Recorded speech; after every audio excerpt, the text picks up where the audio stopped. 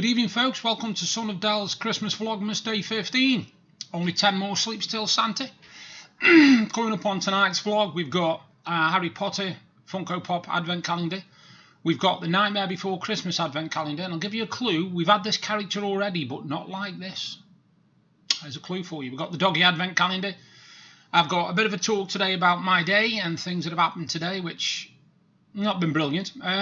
And also, I've got the answers to the anagrams from yesterday, which have stumped a few people, actually. One of my friends, Ian Maddock, he's got one of them, and he got the one I thought he'd get, actually, I must admit. But all that's to come. Let's start with the advent calendars and see how we go on from there.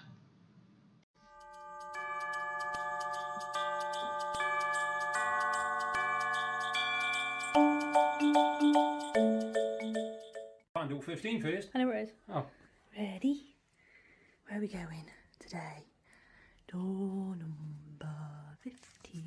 That's 19, one below it. This one. What's these? What's these? What's these? What is it, Jess?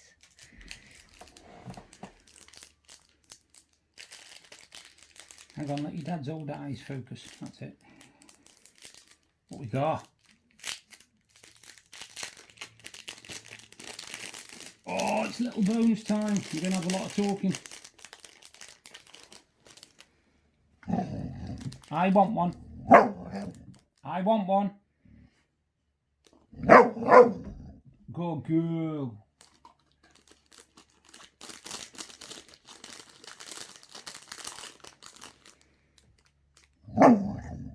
Good girl again. 2 in a row.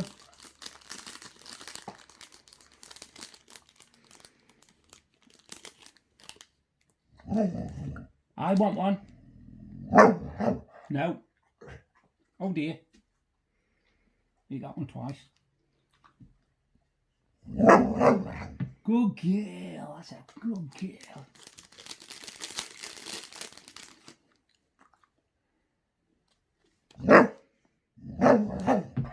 I want one. I want one. No. No.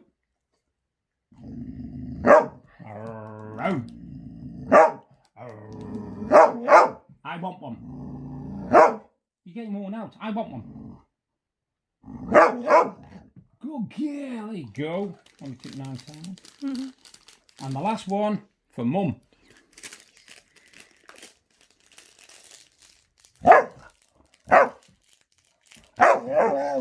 Sit. Good girl. Paw. Paw. Good girl. Hold on. Good girl. Doing this one. Good girl.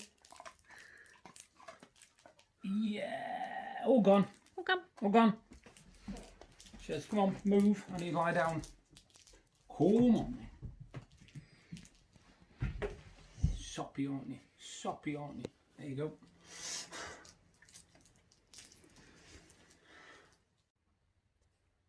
Hey up folks, and it's day 15 on the Nightmare Before Christmas Advent Calendar, and yesterday was that creepy one, Dr. Finkelstein. Weird looking guy, really weird looking guy.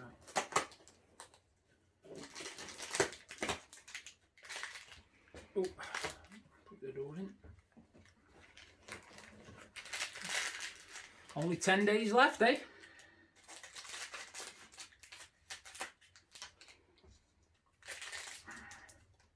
Oh, it's another Sally, isn't it, Dad? Yeah. Yeah.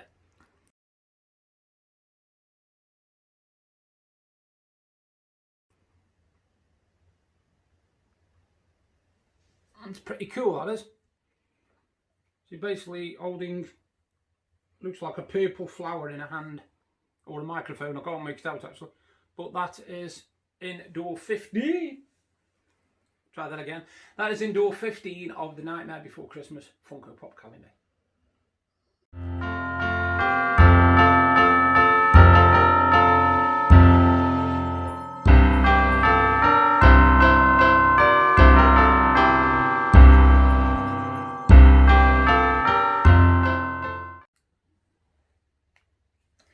And now it's day 15 on the Harry Potter mini pop calendar, and yesterday it was Filch and Mrs. Norris. I recognise Filch, but I never knew the name of the cat. I think we all know who this one is. I think we'll all know this one. I could be wrong, but I don't think I am. Who's that, Deb? Oh, it's Ron. Hey, it's Ron Weasley, isn't it? Ron Weasley.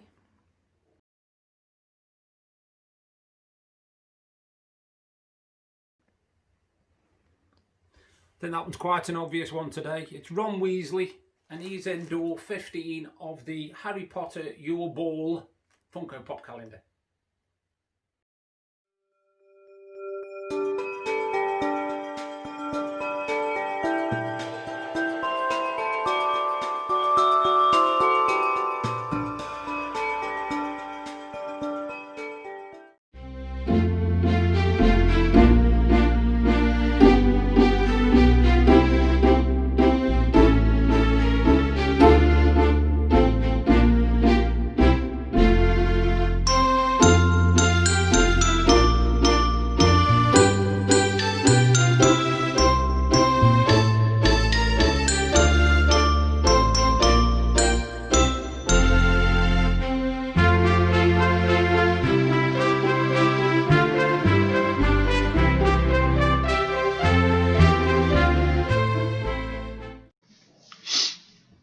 Now, as I said about the Harry Potter, the Nightmare Before Christmas calendar, it was a character we'd had before, Sally, but she's totally different in this one. She's actually sitting down and she's holding what looks like a purple flower with black petals. So, yeah, good one, that one. The doggy one was obviously a bit longer today because she was in a real talkative mood and a real strange mood, so it lasted about 2 minutes, that one did today. Don't know what was up with her, she was in a playful mood. And we've since, funny enough, we've just been sitting here about an hour ago, and we were sitting here, and we had a clunk from the living room, and we thought, what the hell's that? And we went in. It looks like she'd been snuffling at the presents, and she's managed to knock one off the top of the pile what were in there. So we know she's been up to no good, the little bugger.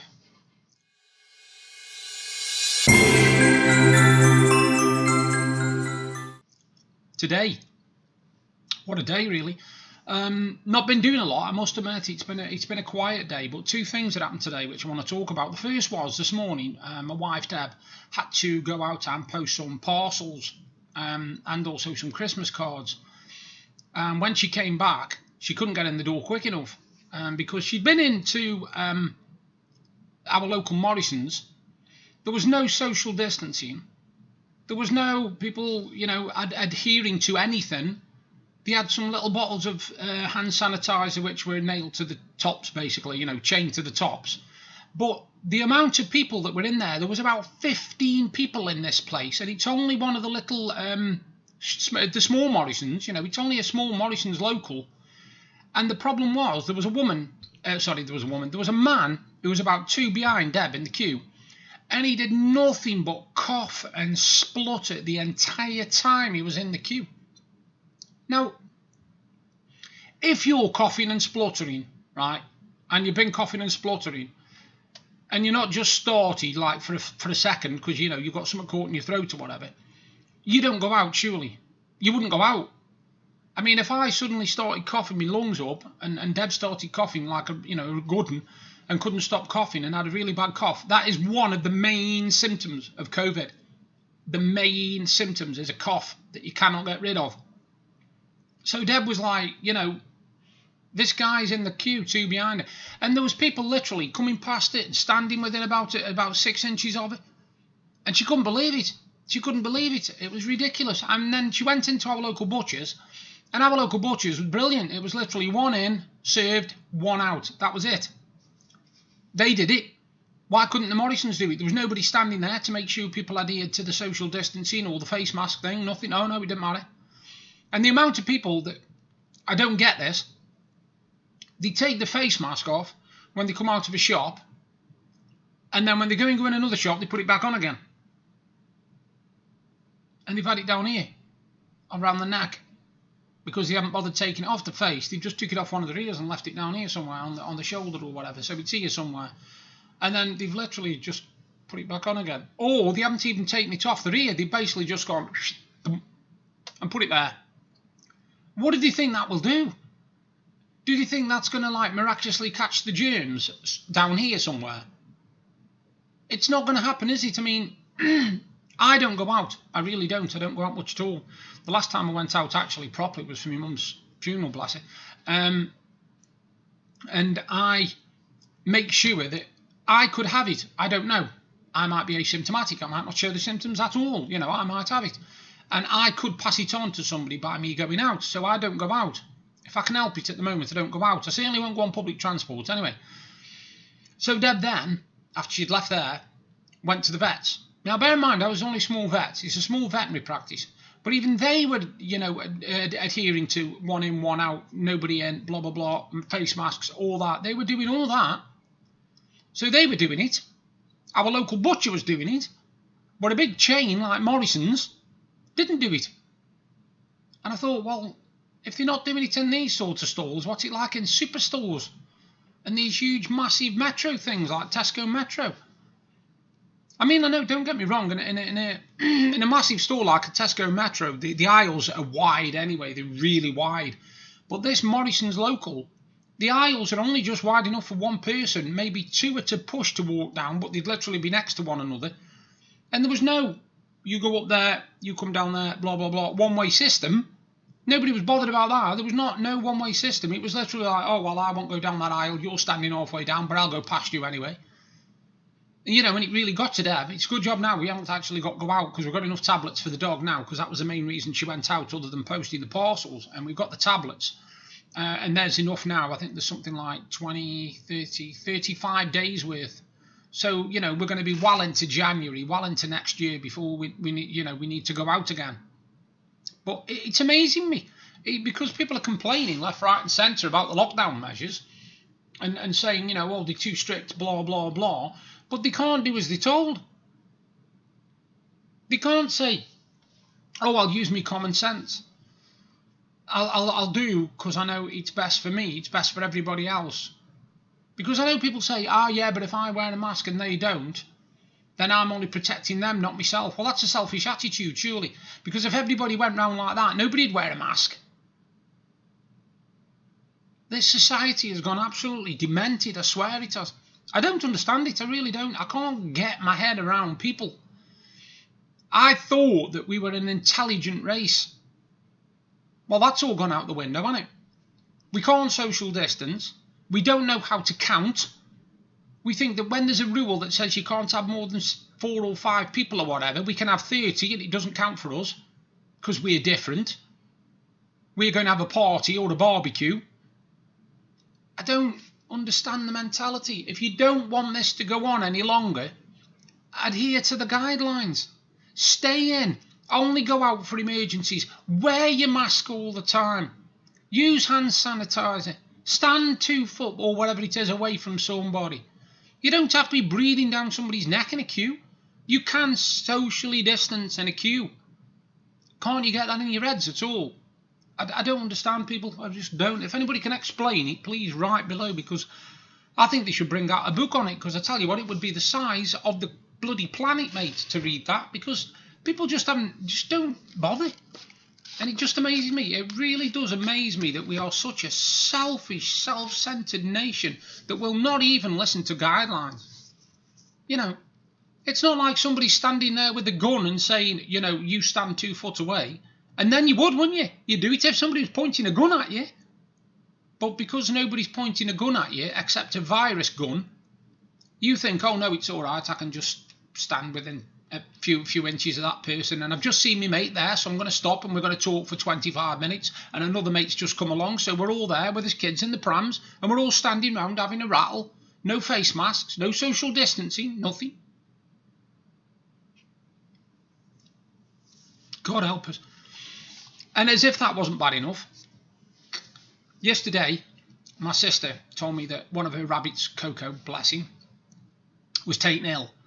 He'd stopped eating, he'd stopped drinking, he'd stopped using his tray, etc., etc. And he'd be taking the vets, and he had a thing called gut stasis. Gut stasis, yeah, that's it. and they got to keep an eye on him and try and feed him with a syringe, etc., etc. And unfortunately, my sister rang me today, and while she was getting ready to go to Pets at Home for his second appointment, he passed away. He passed away. Now, some people might go, it's only a rabbit. I don't give a toss. It's not only a rabbit. It is a pet. It is a family pet, whether it be a rabbit, a dog, a cat, a bloody tarantula, or a lizard. It is still a family pet.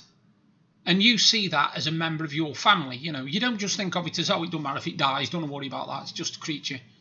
And now Alex, who is my youngest nephew, he doted on that rabbit. He loved that rabbit, Coco. He thought it was brilliant. And Paula, my sister, had the unfortunate duty of telling him when he came in from school today that his rabbit was no more.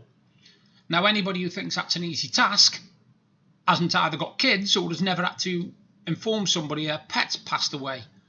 It's bad enough when you know it yourself. I've got a little bit of a white quiff there, haven't I? Hey, look at that. Ooh. Move that up a bit. It's bugging me. That's better. Yeah, anybody who has pets will know that a pet is important. And when you think about it, my sister's house has been that unlucky this year that, yes, we've lost my mum, which obviously was my sister's mum as well. We've lost my auntie, again, my sister's auntie. And now that household has lost a pet, all since August. All since August. In 5 months, we've lost 2 people and a pet. In 5 months. In fact, 4 months. From August, September, October, November, September. Yeah, 5 months, give or take. And it's unreal. It's unreal. I can't believe this year. My sister can't get her head around it, because obviously we nearly lost that sister as well. She was very seriously ill in hospital, and if she hadn't gone in hospital when she did, a couple of days later, I don't think she'd have made it either. It's just, it blows me away this year, does, completely. I have never ever seen such a disastrous year in my life. Every time I go on Facebook, I see posts saying, somebody saying the mum's passed away, the dad's passed away, the brother's passed away. It's like, wow, you know, good news, please. Anybody? Anybody got any good news? Has it been privatised? Shocking.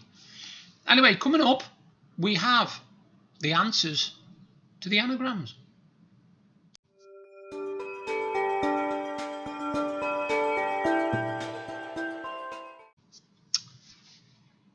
So yesterday I set you a big teaser of 10 anagrams, 10 things associated with Christmas and the festive season.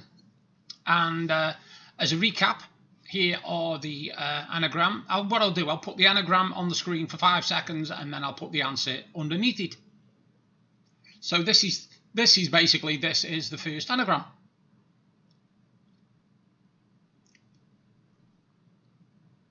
And the solution was... Did you get that one? I thought that was a nice easy one to start you with, the old cranberry sauce. Here is the second anagram.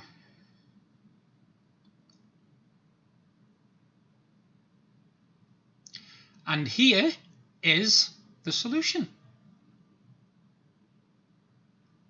Well done, Ian. You got that one, mate. My favourite, pigs in blankets. Can't beat a pig in blanket, mate. Can't beat a pig in blanket. So that's 2. Number 3 was this. Swag sen foil. Swag sen foil. What could that be, you ask? I'll tell you. It was a glass of wine. Glass of wine. Did you get that one? Way to go if you did. Way to go if you did. It wasn't an easy one, that one. This one's a good one. You pick a larger nick. You pick a larger nick. And the answer? Pulling a cracker. Pulling a cracker, which is obviously a part of Christmas. Doing well so far? Let's have a crack at number 5. Gin Coles rings. Gin Coles rings. What could that be? Here you go. Singing carols. Singing carols is a part of Christmas. Maybe not for you, but it's a part of Christmas. Everybody likes singing carols. And here we go, number 6. Seen imp eye. Have you got it? Have you figured it out? Another favourite. Mince pies. Mince pies. Another favourite at Christmas, isn't it that, eh?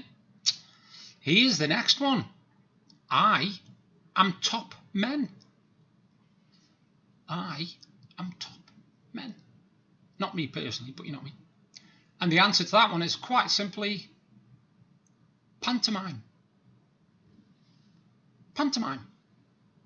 All to do with Christmas. All to do with festivities.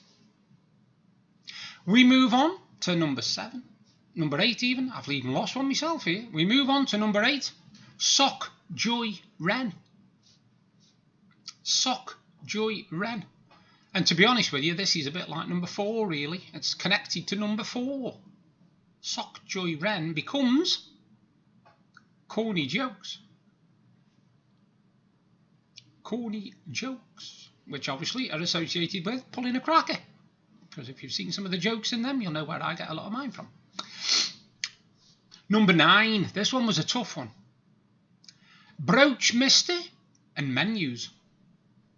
Brooch Mister and menus. Now, it's mainly for the UK, this one, because it's something we all look forward to finding out what it's going to be. Christmas number 1. It's an anagram of Christmas number 1. And the last one for all you PR people. Tears gin goes sends. Tears gin goes sends. And the answer to that, to stop anybody having a go at me and saying you can't say Christmas no more, is season's greetings. Season's greetings. So, the 10 answers are: Bracy's Canruya is cranberry sauce. Singe pink tea slab is pigs in blankets. Swag sen foil is glass of wine. You pick a larger nick is pulling a cracker. Gin Coles rings is singing carols. Seen imp eye, mince pies. I am top men, pantomime. Sock Joy Wren is corny jokes. Brooch Mister and menus is Christmas number 1. And finally, Tears gin goes sends, season's greetings. I hope you enjoyed them. I hope you enjoyed playing along, and I hope you got a few. And at least you can say now, oh yeah, I should have got that one, I should have got that one. I think some of the obvious ones there that I think people might have got were mince pies, pigs in blankets, and possibly pantomime. It just depends. Anyway, I hope you enjoyed playing along. And if I think of another Christmas quiz before time, I will do another one. Bye for now. Just want to apologise. You pick a larger nick is not an anagram of pulling a cracker. It should have been you pick a larger NLC. I do apologise. I did get one wrong. As it is, I'm only human, and I've left the mistake in just so you can have a laugh and say he doesn't know what he's on about.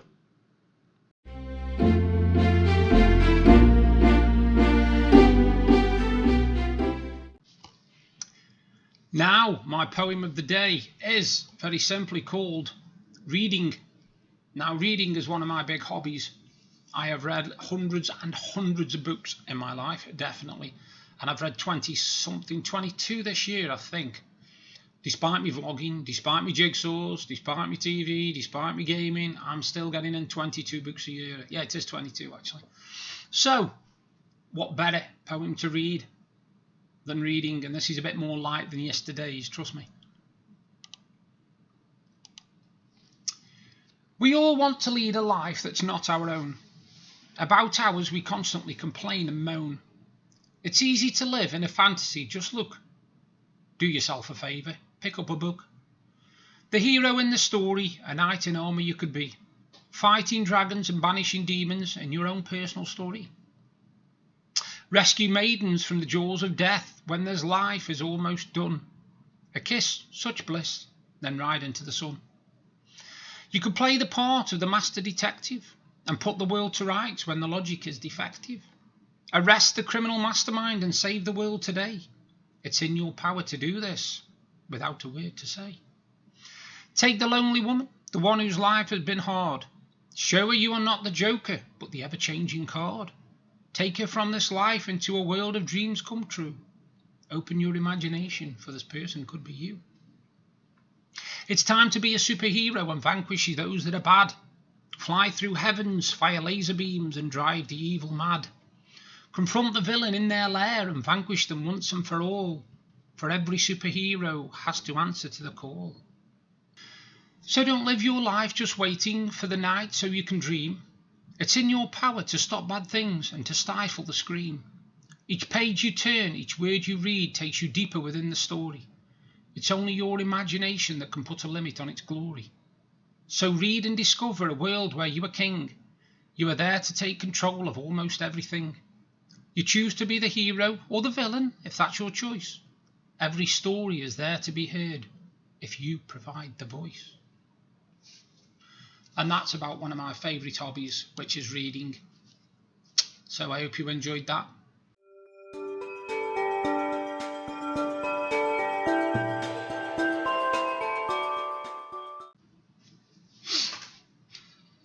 So tomorrow gives us another chance to see what the government's going to do, shall we see, about these COVID-19 restrictions. And they're also on about stopping the Christmas bubbles, which, to be perfectly honest with you, under the circumstances, I can see why. Because at the end of the day, the R rate is rising. There's more people dying. There's more people getting infected. And you know for a fact that if they do the survival of the fittest, herd immunity, right? Herd immunity, if they do that, it'll be the ones that aren't adhering to the rules that will survive. And the ones that are sticking to the rules will die. It's always the way. The blatant ones will be free. They'll just walk completely through it all. The ones who've tried everything to keep people safe, including themselves and their families, they're the ones that'll suffer from it. They're the ones that'll go. You can guarantee it.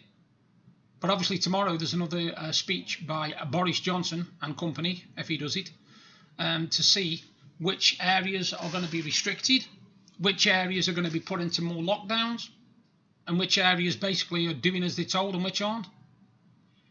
I still can't get my head around the fact that hairdressers, beauty salons and gyms are allowed to open, but the theatre isn't. I still can't get my head around that. I'm sorry, it just doesn't compute, because when you're in a hairdresser's, you are sitting in a chair with a person who's cutting your hair. So they literally are right behind you all the time.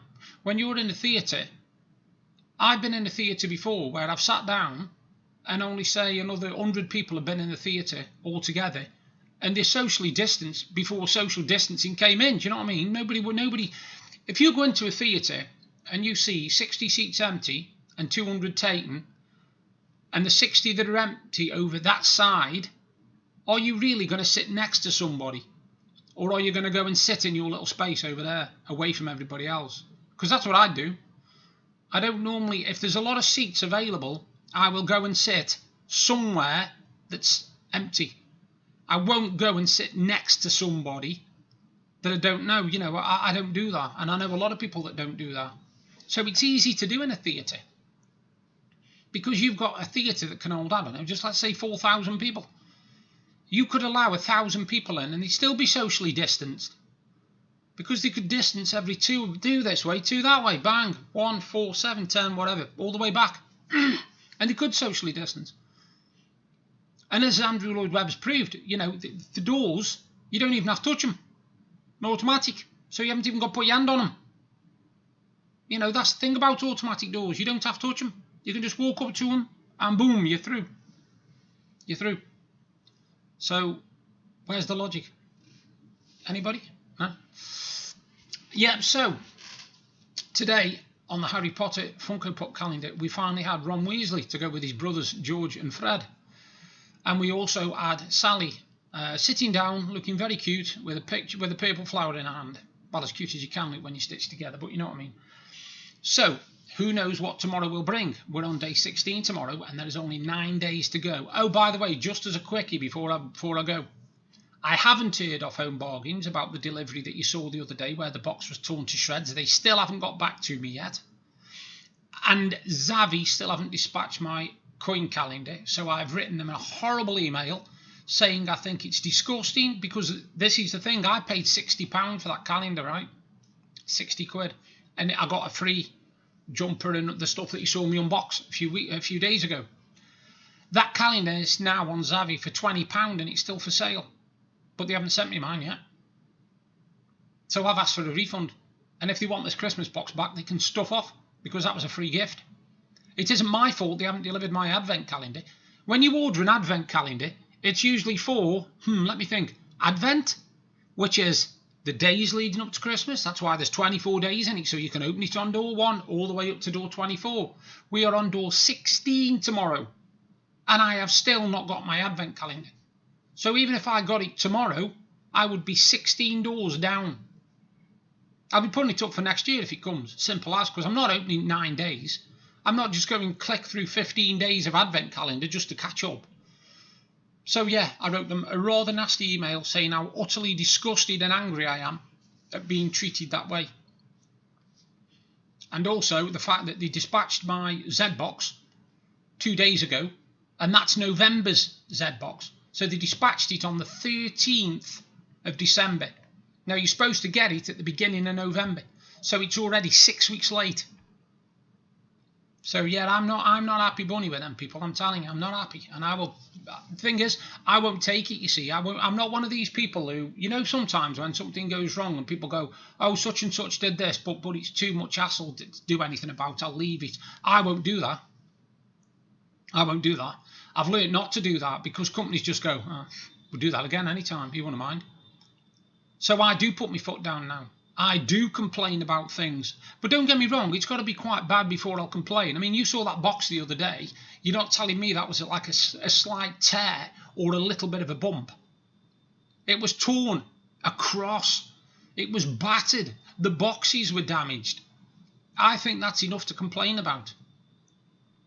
You know, I mean, we had some products delivered from Asda, or was it Tesco? It might have been Tesco. And one of the products had to be used the next day. And it was sour cream. Now, sour cream, you don't use after it's sell-by date. You don't use, after it's use-by date. You don't, because it's already sour cream. And it's just going to go off. Now, we wanted it for 4 days later, which is why you order it on a Monday, get it on the Tuesday, use it on the Saturday, no problem. You don't expect to order it on the Monday, get it on the Tuesday, have to use it by Wednesday night, when it didn't arrive till Tuesday night. So, again, I complained. Wilko's, the plastic lid, they still haven't been back in touch with me. They still haven't acknowledged they've received my email, so I sent them another email last night just saying, why hasn't none of your customer service even acknowledged the fact that I've emailed you? And I know they're getting the emails, because if they don't get them, they come back to me. It says return to sender, or not a returnable address, or something like that. So I know for a fact they're getting the emails, but they're ignoring them. And like I said, I won't stand for it. No chance. You've got your rights. You've got to stand up for your rights. I look like a judge with this, don't I? I've just realised if I do that. Dearly beloved, we are gathered here today. No, it's all that crap. I'll do it that way. Yeah, we will winky and all that. But no, you've got to stand up for your rights. And I think that too many people nowadays are quite willing to accept poor customer service, and I'm not one of them. Because when you buy something and when you pay for something and when you have a service, you expect a certain level. And if you don't get that level, then speak up about it. Because if you don't, and somebody else doesn't, somebody else doesn't, somebody else doesn't, you'll keep getting third-rate service because nobody complains. So why not? Why improve it if nobody's complaining? So that's my final word. Now, on that note, I hope I'll see you all tomorrow. So we'll see you in door 16 of Nightmare Before Christmas, and also obviously Harry Potter, and more probably weird dealings with the dog. She never lets us down in that respect. Bye for now. I'll do another vlog tomorrow.